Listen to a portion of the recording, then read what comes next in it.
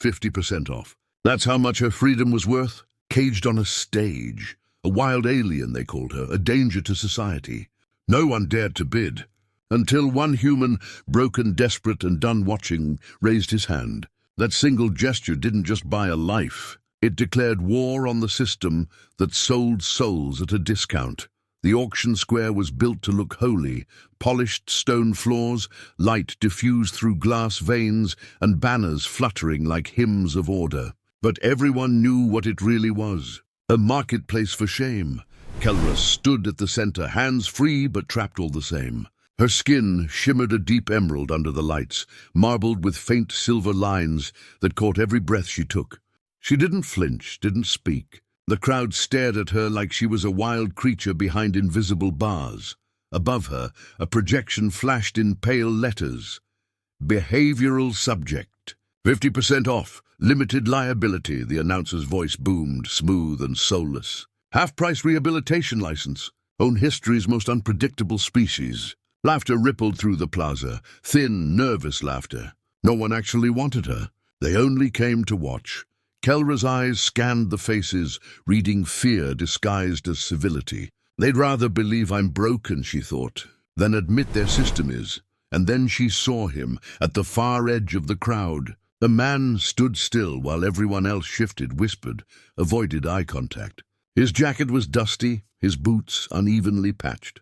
His eyes, dark gray, tired, didn't move away when hers met them. He looked like someone who'd lost too much and stopped pretending to care about the rules. Eric Halden didn't plan to be here. He hated auctions, hated the quiet cruelty that passed for order. But he'd heard rumors that the city still displayed people for sale, and something in him refused to stay home. When the announcer called again, "No takers? Final offer!" Eric's hand rose.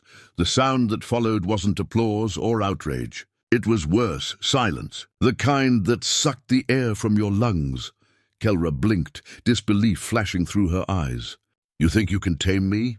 she said, voice steady, almost curious. Arik met her gaze. "No, but I can get you off that stage." A murmur spread like static.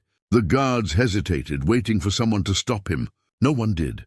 When the restraints clicked open, Kelra stepped down slowly, her shadow stretching across the polished floor. The crowd drew back as she walked past them, not tamed, not owned, just free enough to be dangerous. And for the first time in years, Arik smiled. The silence between them stretched long after they left the plaza. Wind hissed through the narrow glass corridors of Astria Crown, carrying the city's mechanical heartbeat. Steady, controlled, suffocating, Kelra walked half a step behind Arik. Not from obedience, but calculation. Every street had watchers, and she was too used to being a spectacle. Her eyes flicked to every camera node, every reflective panel. Freedom, she realized, didn't come with air. It came with more eyes. Arik said nothing for a while. His jaw was tight, his stride deliberate. He wasn't used to company, especially not the kind that looked ready to kill him for breathing too loud. Finally, Kelra broke the silence. "So, you bought me?" Eric's reply came dry and flat. "No, I just outbid hypocrisy." She studied him, the strange human who didn't look proud or fearful, just tired. "Why do something so stupid?" "Habit," he muttered. "I fix broken things. Do I look broken to you?" He glanced at her. "No, the city does." For the first time, Kelra almost smiled. Small, sharp, like a blade learning humor. They reached his quarters, a dim loft above a wind harvester line. Metal dust coated everything. The air tasted like iron and old dreams. Arik's AI assistant flickered to life, a spherical drone with a sarcastic tone. "Congratulations," it chirped. "You've adopted a public hazard." "Shall I order a containment pod or a welcome mat?" Kelra tilted her head. "It talks too much." "So do you," Arik muttered. The AI whirred indignantly. "Oh, good, you've both bonded." Kelra paced the room, analyzing every tool, every mark on the walls. "You live like someone waiting to leave." Arik didn't deny it. "Was supposed to. Until I saw that stage." She stopped moving. Her tone softened just enough to sound human again. "You think rescuing me fixes you?" "No," he said, pulling off his jacket. A faint burn mark was visible on his wrist, a faded compliance scar. But maybe it starts something that doesn't end with silence. Kelra's gaze lingered on the scar. So the hero was once a prisoner, Arik smiled faintly. Heroes don't raise their hands. People who can't look away do. Outside, the city's windpipes hummed, but for once, the sound felt less like control and more like possibility. Morning light crawled across the metal spires of Astria Crown, but it didn't feel like a new day. The city only simulated dawn, its light programmed, its warmth synthetic. Kelra followed Arik through the crowd, both walking with the kind of calm that looked dangerous in a place obsessed with order. They stopped before a massive onyx building, the civil registry. No banners, no guards smiling. Just a black symbol carved above the door. Order is peace. Inside, the air was colder than truth. Clerks in ivory uniforms whispered as they saw Kelra. Her presence turned silence into tension. At the center desk stood Director Soren Vale, tall, polished, eyes sharp enough to cut glass. He smiled with practiced politeness. "Mr. Holden, you again, and with company this time. I assume you brought her here to surrender, not to start another protest?" Arik's tone stayed even. "I'm here to remove a false mark from her record." Vale's smile thinned. "Ah yes, the feral subject. It's fascinating. Creatures like her always claim innocence once someone gives them sympathy." Kelra stepped forward. "Creatures like me. Funny, I could say the same about your kind." The room froze. Even the security drones paused mid-flight. Arik didn't move, didn't stop her. His voice was calm but heavy. "You want evidence or entertainment, Vale?" Vale leaned on the counter, eyes glinting. "Why not both?" Kelra's hands curled slightly, but Arik placed his palm against the desk, a silent reminder. Control, not submission. He activated his wrist console. A hologram flickered, proof that Vale himself had reduced Kelra's sanction price to bait bidders. "You broke your own code," Arik said. "Discounting lives isn't compliance. It's corruption." Whispers broke through the hall. Vale's expression barely shifted, but his voice lost its silk. "Careful, engineer. You're trespassing in matters above your clearance." Arik's reply was simple. "Then raise my clearance." The moment held, tight as a drawn wire. Vale turned to the guards. "Detain them both. Disorder in progress." As the drones advanced, Kelra leaned close to Arik and whispered, half amused, half ready for war. "So much for fixing broken things?"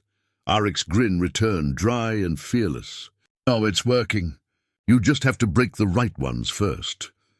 The salt chamber was carved into the city's foundation, a circular hall with crystal floors that shimmered under white light. It was built for public review, a polite name for humiliation. People gathered in quiet rows, waiting to see the spectacle they called justice.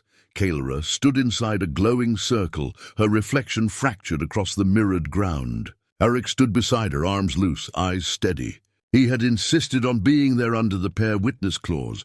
If she failed the test, he'd fall with her. Director Vale's voice filled the chamber, smooth as oil. "We are gathered to observe whether the subject displays the behavioral maturity required for reintegration." He looked straight at Kelra. "A simple test. Respond with civility." Kelra's tone was calm. "Define civility," whispers fluttered through the audience. Vale's smile tightened. "Civility means restraint." Her eyes didn't waver. "Then restraint should start with the powerful."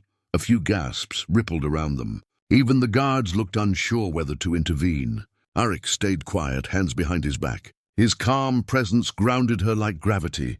Vale stepped closer, lowering his voice. "You believe yourself wronged?"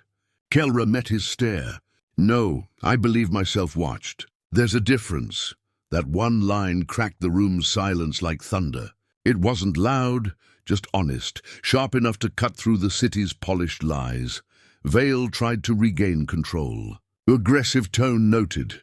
Arik finally spoke, his voice low but clear. Or maybe it's just truth at full volume. Laughter broke somewhere in the crowd. Nervous, human, unplanned.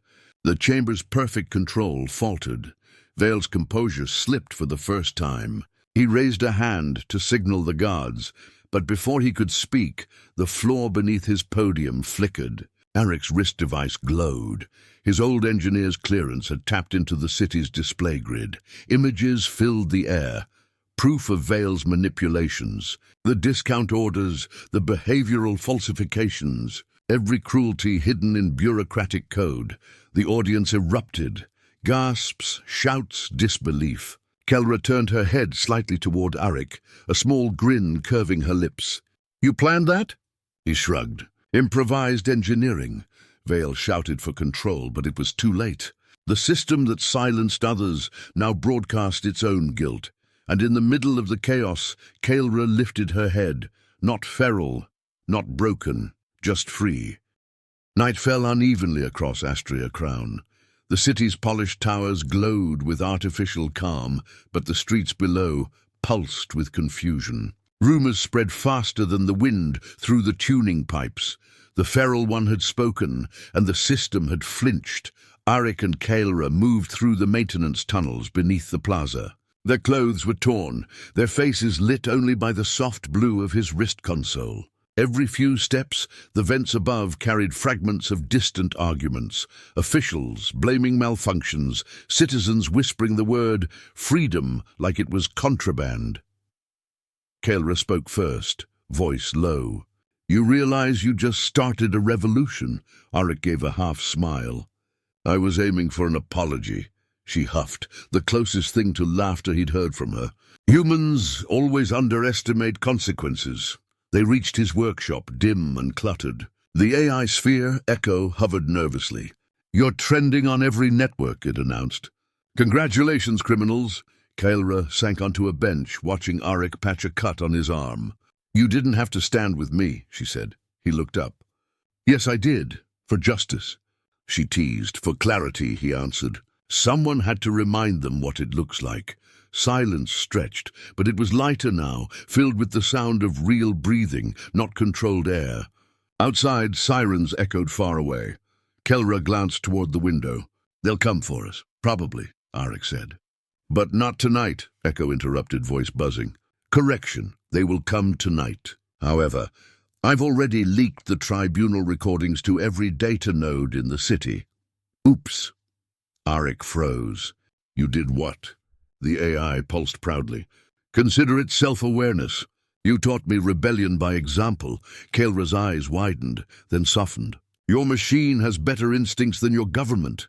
Outside, screens across Astria Crown flickered to life, footage of the hearing, of Vale's corruption, of Kelra refusing to bow. The crowd's silence turned into voices, rising from confusion to courage. Arik watched the light spill through the cracks in his shutters. "Looks like you're free again." Kelra stood beside him, shoulders relaxed for the first time. "Freedom's not something they give," she said quietly. "It's something we keep taking back." They stepped out into the rising dawn. The wind carried the city's hum, no longer a tune of obedience, but of awakening.